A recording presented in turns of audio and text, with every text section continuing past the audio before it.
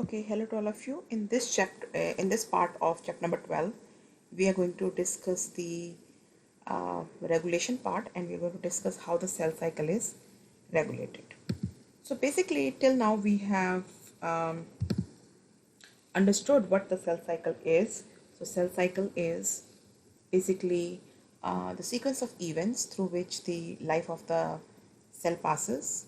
So cell spends first of all some time in the interphase when the cell is actually preparing for the upcoming division, and then the cell goes through mitosis, which is the division of the nucleus, and then it goes through cytokinesis, which is the division of the cytoplasm. So uh, basically this cell division is a cell division which involves the somatic cells, and somatic cells are the um, all the body cells in the body other than the gametes. They're called the somatic cells. So mitosis is a division of the body cells, and our body cells are dividing, right? Because we need to grow and develop. Then wound healing has to take place. Some cells needs to be repaired, some cells need to be replaced. So it's a very important cell division which involves the division of our um, basically it's a division of our body cells. So this whole process of cell division, which involves interphase, then mitosis, then cytokinesis, it's a very regulated process, because if something goes wrong, then we are going to get sick. We are going to get the disease called cancer. Because what is cancer? It's basically the aberrant growth of the cells. So that's what we are going to study now in this chapter, in this part, that how the cell cycle is regulated, what is involved, and how does that regulation becomes dysfunctional, and how does it causes the disease cancer. So that's the focus of this part. So basically in the cell cycle there are some proteins involved which are taking care that the cell cycle is going on properly, and there are some checkpoints in the cell cycle where it is checked if everything is going fine. If there is something wrong, then the cell cycle needs to be stopped. It's called cell cycle arrest. So we are going to talk about some of the proteins which are involved in the cell cycle, because there are some proteins involved which are involved in the progression of the cell cycle, which means the cell cycle progresses from G1 to S phase, then S phase to G2 phase, and then it enters into the M phase. So basically there are some proteins which are involved in the progression of the cell cycle, which makes the cells grow from G1 to S, from S to G2. And there are some proteins involved and we call them checkpoints. There are some proteins involved as the checkpoints, where it is checked if everything is going well with the cell cycle, and if there is anything, if there is anything wrong, then the cell cycle needs to be stopped. Okay, so first of all, so let's talk about some of the checkpoints. So this is the cell cycle. So this is the interphase, and this is the mitotic phase. So this is gap1 phase, S phase, G2 phase, and this is the mitotic phase. Mitotic phase involves mitosis and cytokinesis. So basically, first of all, the very important checkpoint is at G1. Okay, and then the second checkpoint is at G2, and then the third checkpoint is at M phase. So now what does G1 checkpoint basically means? So at the G1 checkpoint, it is checked if there is any damage to the DNA. So checkpoint doesn't mean that it is some like a policeman standing there or something like that. In the cell cycle, this is the sequence of events through which the cell is passing, and there is involvement of some proteins which at different stages of the cell cycle, they check if everything is going well with the cell. So at G1 phase, G1 checkpoint, it is checked if there is any damage in the DNA. And why it should be checked at G1 if there is any damage to the DNA? Because After G1 is S phase. And what's going to happen in S phase? S phase means synthesis phase. So the DNA is going to be duplicated in the S phase.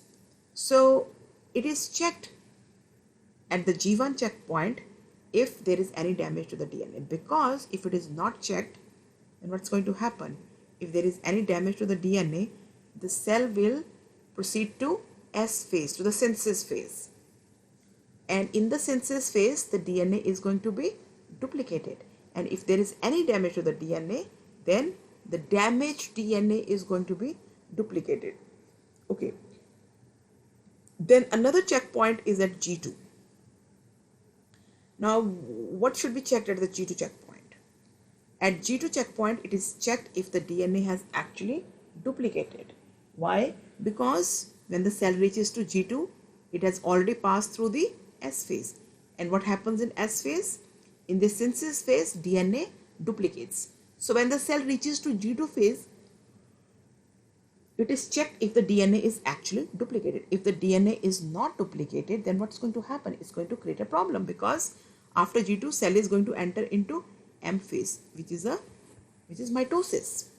And in the mitosis, the DNA is going to be, because in the mitosis, the replicated or duplicated DNA is going to be becoming half DNA will go to one cell, half DNA will go to another cell. But so it's very important for the DNA to be duplicated in the S phase, because if there is no duplication, then the division of DNA will not be equal in the M phase. And as a result of that, what will happen? The very important feature of mitosis is, from one cell, two cells are formed. From one cell, two cells are formed, and those two cells, they are genetically identical to each other. If the DNA is not duplicated, then it will cause unequal distribution of DNA, and then the two cells which are going to be formed, they will not be genetically identical. So that's why it's very important to check at G2 check. That's what is done at G2 checkpoint. And then after that, there is a M checkpoint. Now, what should be checked in the M checkpoint? At the M checkpoint, in the NR phase, it is actually checked if the microtubules, they have actually, we have talked about the kinetochore microtubules and non-kinetochore microtubules. It's checked here if the microtubules which are originating from the centrosome region, they're actually binding or they are attaching to the chromosomes, to the kinetochores of the chromosomes. Because if that doesn't happen, then what's going to happen? Because in the NR phase, there is separation of the sister chromatids. So if that doesn't happen, if the microtubules do not attach to the chromosomes, then the equal distribution of sister chromatids or the proper separation of the sister chromatids will not take place, and as a result of that, the two daughter cells may get unequal number of chromosomes in them, and that's again going to be a problem. So this is what is done at these three checkpoints. Let me go here and explain a little bit about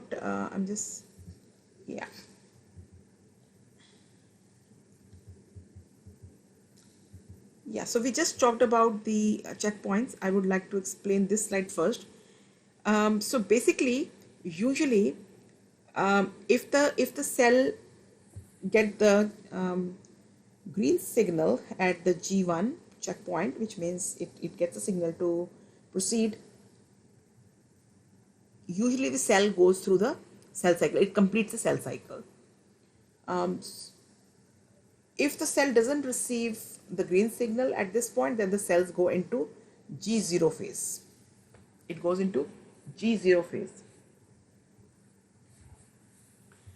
So G0 phase is basically a phase when the cell is not dividing, but when the cell is in G0 phase, it can come back and enter into the G1.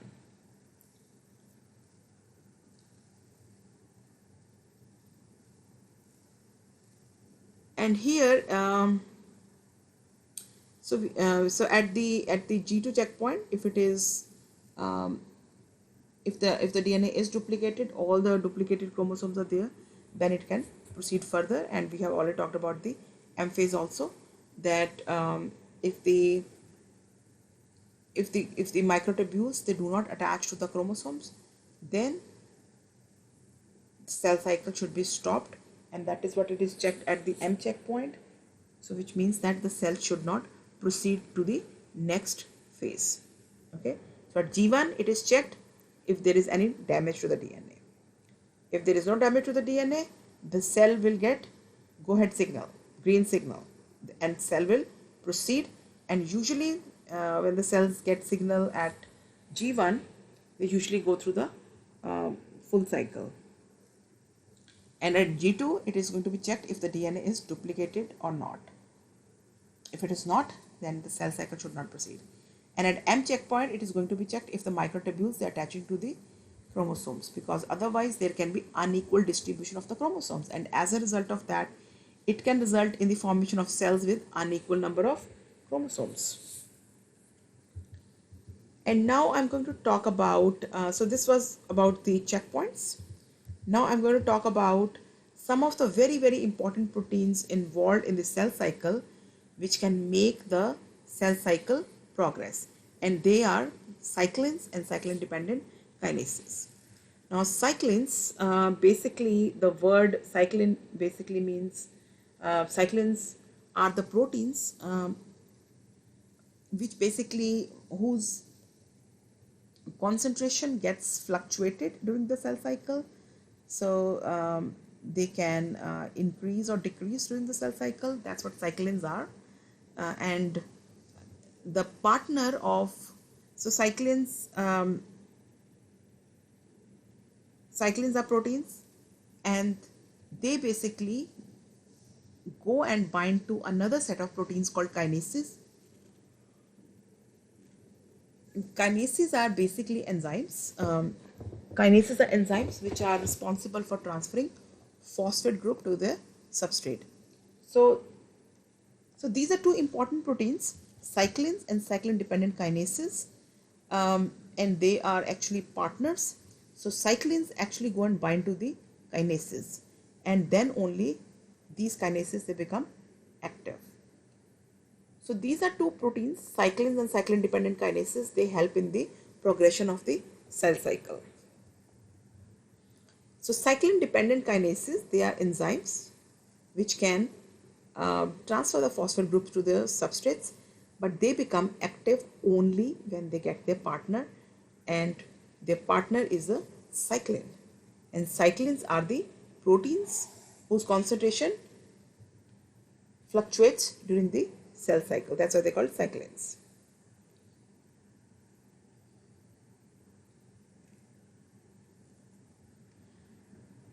So we're going to talk about a protein complex called MPF, which is a maturation promoting factor. It is a cyclin dependent kinase complex. Okay, so maturation promoting factor is a complex. It has cyclin and cyclin dependent kinase, and that triggers the cell's passage past this G2 checkpoint into the M. So this is the protein complex which takes the cell from G2 and make them enter into the M phase. And this is basically this is what it's showing, the activity of cyclins. So you can see how the concentration of cyclins, it increases, then it decreases, then it again increases, then again decreases. And this curve is basically showing the concentration of the MPF this is the activity of the MPF, which is the maturation promoting factor, which is a complex of cyclins and cyclin dependent kinases. And you can see that its activity, the activity of MPF, also increases and decreases as the concentration of cyclin is increasing or decreasing. And the reason is because MPF is a complex of cyclins and cyclin dependent kinases. So cyclin dependent kinase is dependent on a cyclin. So when the cyclin's concentration goes down, the activity of this complex also goes down, because no cyclin, no activity of the kinase, because kinase depends on the cyclin. So this is what it is being shown here, and this shows you that how CDK, which is a kinase, it is there in the cell throughout the cell cycle, and it is there at the constant level, constant concentration. So basically, cyclin dependent kinase is always there in the cell, but it is not going to be functional till it finds its partner. And this cyclin basically its concentration increases around the end of the G2 phase. Okay, because when its concentration increases, it goes and binds to the CDK, and this complex becomes active, and this complex makes the cell go from G2 to M phase. Okay. So it goes from G2 to M phase, and at the end of the M phase, the cyclin concentration starts decreasing because it gets degraded, and then CDK again becomes inactive. Okay. So basically, this complex of cyclin and cyclin dependent kinase becomes active at the end of around G2, and it makes a cell go into the M phase. And after the M phase, the cyclin starts getting its concentration starts getting decreased, and when there is no cyclin, there is no activity of the kinase.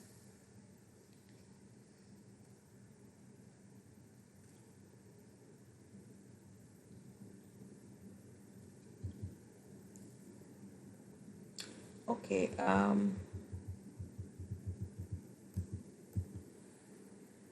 Okay, now we are going to talk about some of the internal and the external factors which influence the growth of the cells, and also we're going to compare that how the growth of normal and the cancer cells, they differ. So an example of an internal signal is basically when the chromosomes are not attached to the microtubules, the cells get an internal signal that they need to stop the cell cycle. The reason is, if the chromosomes are not attached to the microtubules, it can lead to the unequal distribution. So this is an kind of internal signal that the cells need to stop growing. Then there are some external factors, external signals which tell the cell if they need to divide or not. So first of all, the presence of some growth factors. Okay, so the growth factors basically help in the division of the cells, so basically here you can see, I can show you here.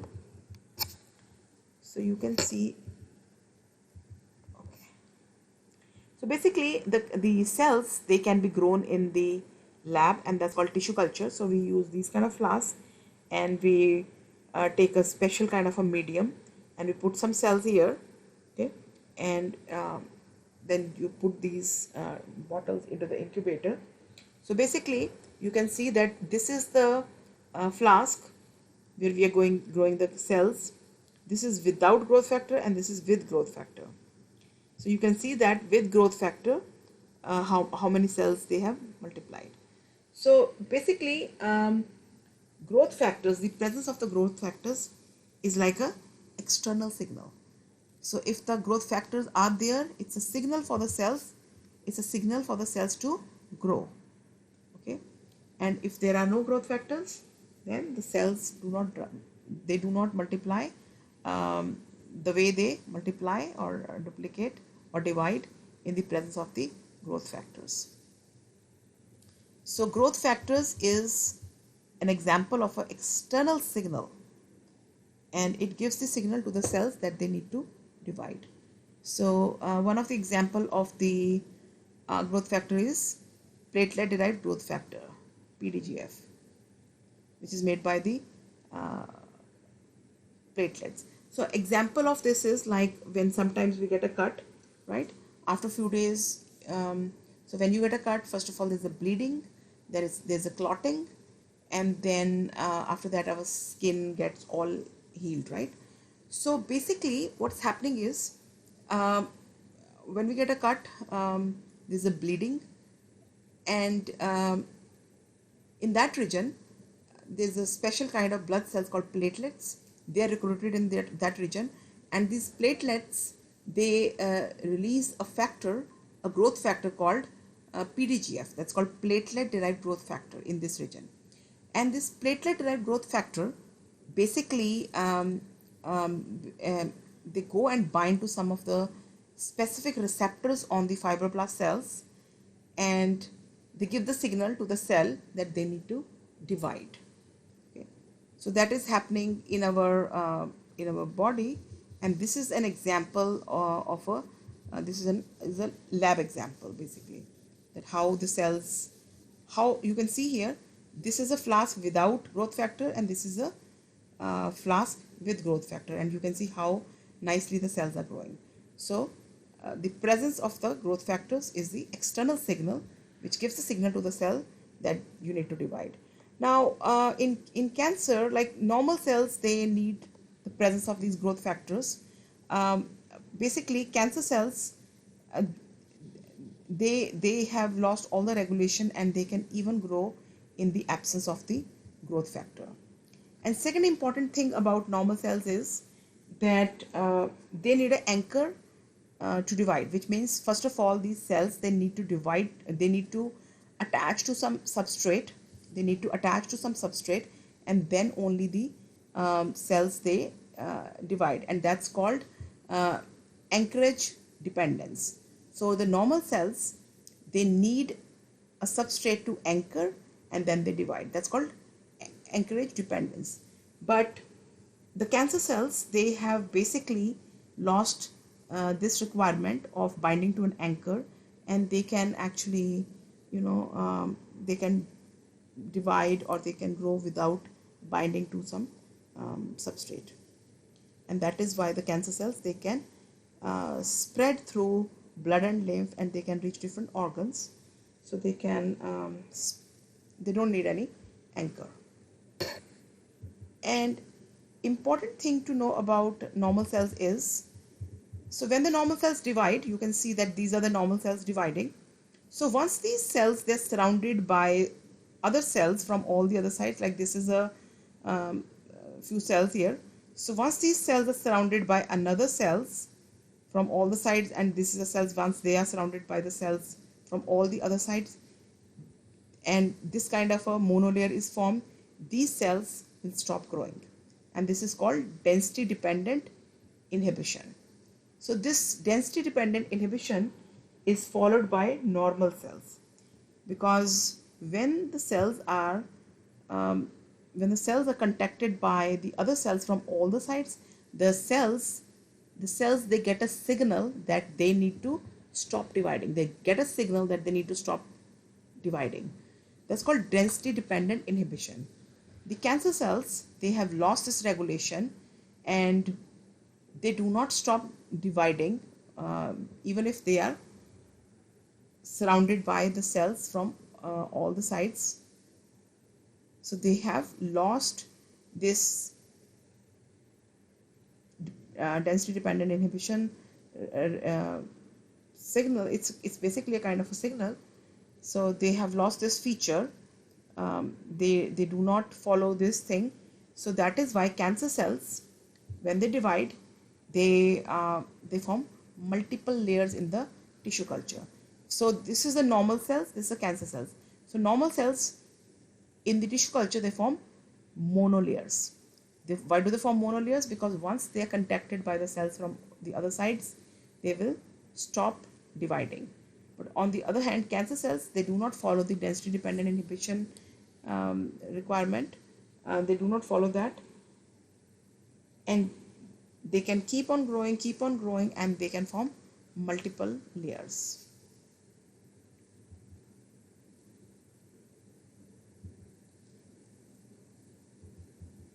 And basically, I'm sorry, okay.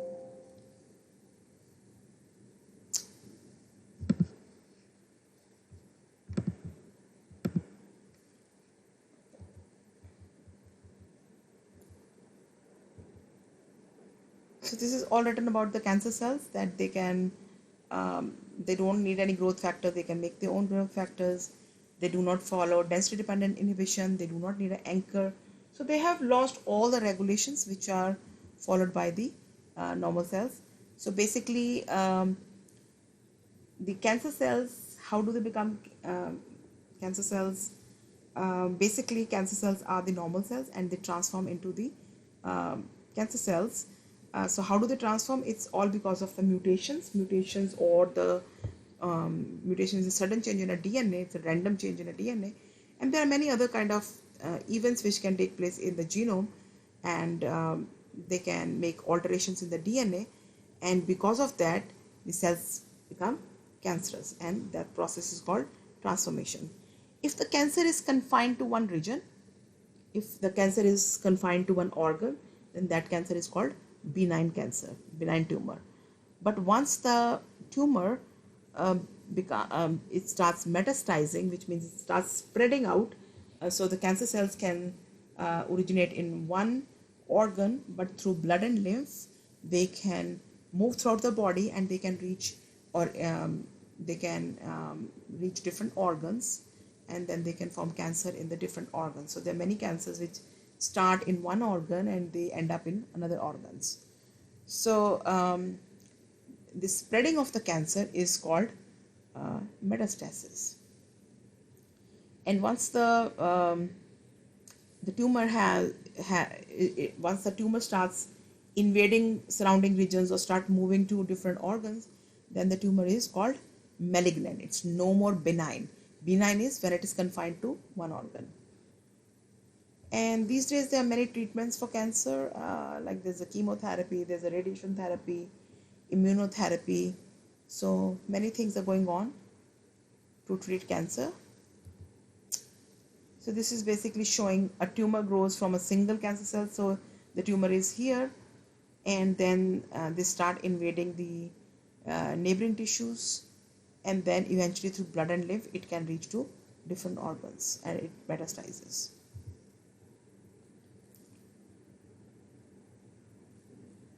Okay, so this basically talks about the recent advancements in the treatment of cancer. So basically, these days cancer is a disease which involves personalized treatment, because different people have cancer because of different alterations in the genes. If you have like 10 people suffering from prostate cancer, you cannot give the same medicine to all of them, because every patient every patient's cancer is different, and it is all because of the different mutations in different genes. So it is important to figure out first which gene is changed or which gene is mutated, so that that person can be treated accordingly. So the current era is the era of the personalized treatment. So that's all about this chapter.